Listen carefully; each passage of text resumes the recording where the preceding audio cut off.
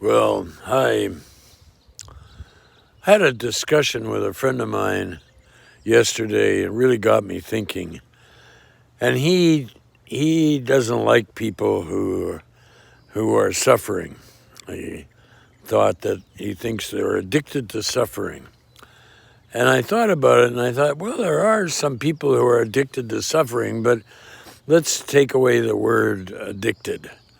And let's just say people keep creating situations where they suffer, but maybe they're doing it for what Sigmund Freud called repetition compulsion, that they don't know how to suffer. And so they suffer and they feel terrible, and then they do the same old thing again and again and again until they stop. And maybe that's what they're trying to do, is to learn how to suffer. So I would like you to help me and help me figure out, and I'll make some videos about it, and maybe you can make some videos too, about how we can teach kids how to suffer effectively. Like how to get over it so you don't have to keep doing it, you know what I mean? And I talked to my friend Lucas, who teaches kids how to do Kung Fu.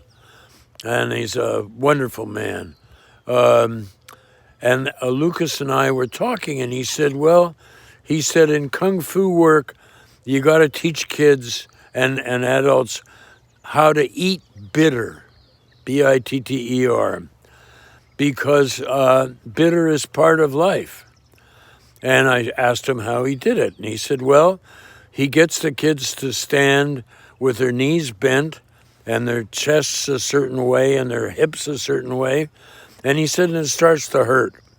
And then when they've got to the point their legs are shaking and everything, then he says, okay, let's go for a run and let's do some push-ups. And then they go back and they do it again. And he's teaching them that, oh yeah, I'm just suffering. I'm strong. I can keep going. And it's a wonderful lesson. And it's a lesson that's taken me a long time to learn, but it's coming in really handy because I've got so many things in my body that are suffering. And, I'm wondering about, God, this pension isn't very big, and, have I got enough and all that kind of stuff. And I know that it's because I have learned how to eat bitter. And I know that I'll be okay, or maybe I won't be. But that's okay too. So I hope that you find this video useful, and I'm looking forward to showing it to my friend who doesn't like his own suffering and doesn't like anybody who suffers, and figures if you suffer, you're a loser, And I don't think that way. If you suffer, you're a human being. Somebody told me there's some big world religion group that think that this is the earth, and this life we have is called the Vale of Tears.